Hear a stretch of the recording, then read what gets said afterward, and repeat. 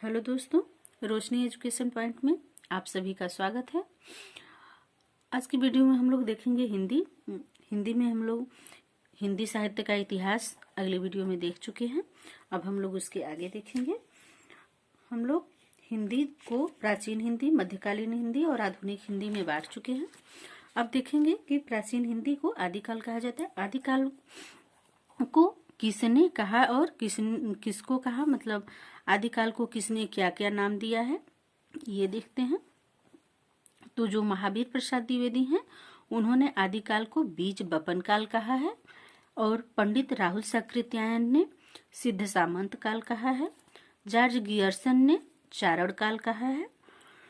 George Gierson की एक रचनाकार है, वर्नाकुलर लिटरेचर ऑफ हिंदुस्तान। रचनाकार जो है जॉर्ज गियर्सन है। अगले जो है वो हैं हजारी प्रसाद द्विवेदी।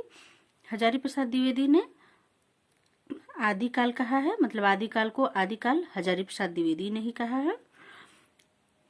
अगला डॉक्टर राम कुमार वर्मा ने चारण काल एवं संधि काल कहा है और विश्वनाथ मिश्र ने वीर काल कहा है। मिश्र बंधु ने आरंभिक काल कहा है। आचार्य रामचंद्र शुक्ल ने वीरगाथा काल कहा है और मिश्र बंधु जो है, तो मिश्र बंधु ने आरंभिक काल कहा है। मिश्र बंधु में ये कई भाई आते हैं, कई लेखक आते हैं, जिसमें गणेश बिहारी मिश्र आते हैं, श्याम बिहारी मिश्र, सुखदेव बिहारी मिश्र, ये तीनों लोगों को मिलाकर मिश्र बंधु कहा जाता है। और अगला देखते हैं रासो काव्य। तो जो आदिकाल की जो रचनाएं हैं उसे रासो काव्य कहा जाता है। रासो काव्य में एक तरफ रचनाकार हैं, दूसरी तरफ रचना। तो जो जगनीक हैं उन्होंने परमाल रासो लिखा है, अल्हड़ खंड कहा जाता है इसको। और चंद्र बरदाई ने 69 अध्याय में पृथ्वीराज रासो प्रथम लिखा है, जिसे प्रथम महाकाव्य कहा जाता है। नरपति नाल्लाह ने बिसल देव रासो, जिसमें श्रृंगार रस की प्रधानता है। नल्हर सिंह भाट ने विजयपाल रासो लिखा है। दलपति विजय ने खुमाण रासो लिखा है।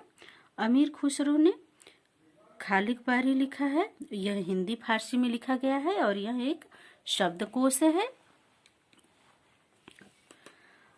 अगला जो है वो है अमीर खुसरो की रचना है, जिसे पहेलियां या मुकरियां कहा जाता है। यह सबसे पहली पहेली भी मानी जाती है मुकरियां को।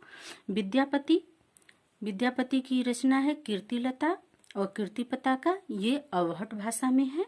और ये जो विद्यापति थे, कीर्ति नामक राजा के दरबार में रहते थे और वहीं से इन्होंने कीर्तिलता और कीर्तिपताका की रचना की है, जिसमें वहाँ के राजा के बारे में वर्णन किया है। विद्यापति की एक और रचना है पदावली, मैथिली भाषा में। और पदावली की प्रसिद्धि के कारण उन्हें मैथिल कोकिल कहा जाता है, या उन्हें मैथिल कोकिल की उपाधि दी गई है। अब्दुल रहमान की जो रचना है वो है स्नेह राशक या संदेह राशक।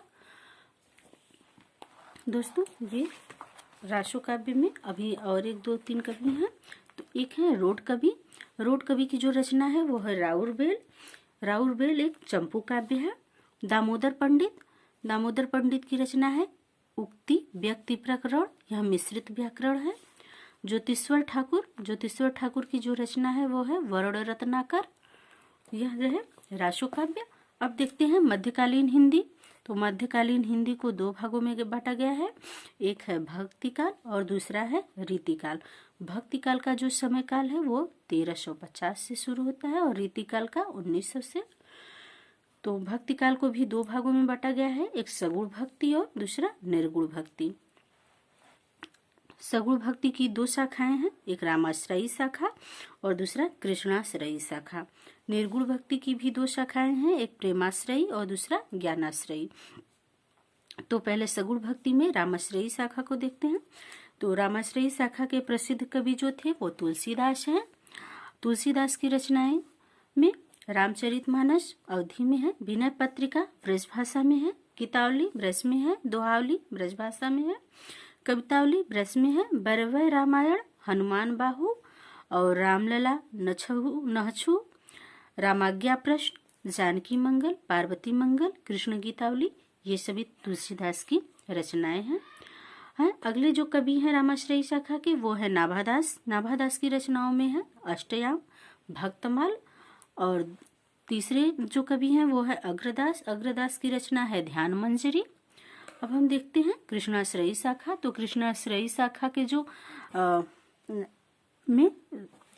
कृष्णाश्रयी शाखा में अष्टाध्यायी कवि आते हैं, 8 कवि आते हैं, जिसमें सूरदास, कुंभनदास, कृष्णदास, परमानंद और नंददास, गोविंद स्वामी, छित स्वामी और चतुर्भुज स्वामी, ये 8 कृष्णाश्रयी शाखा के अष्टाध्यायी के कवि हैं।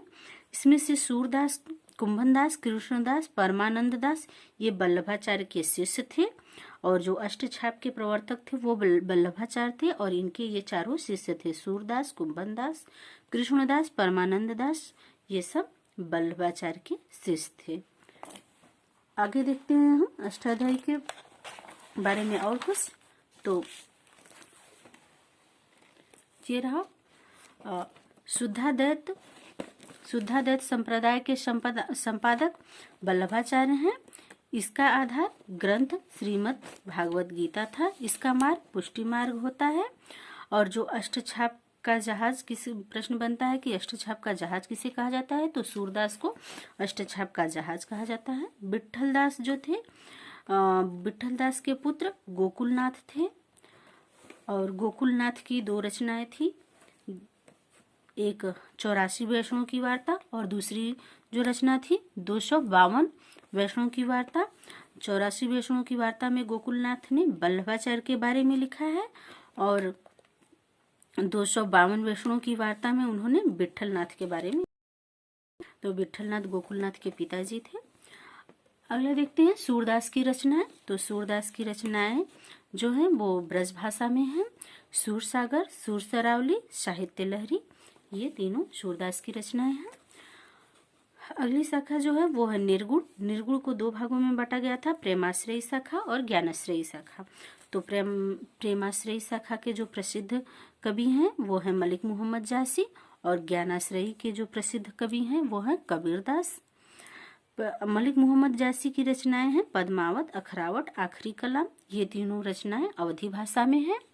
वहीं पे देखें ज्ञानाश्रयी शाखा में कबीरदास की रचनाएं तो साखी, शबद, रामायणी, ये इन तीनों की जो मूल रचना है वो है बीजक।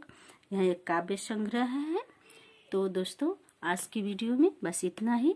आप लोग वीडियो को लाइक कर दीजिए, दोस्तों में शेयर कर दीजिए, ताकि उन्हें भी इसका लाभ मिल सके। और चैनल पर पहली बार आए हैं तो प्लीज़ सब्सक्राइब कर लीजिए। धन्यवाद।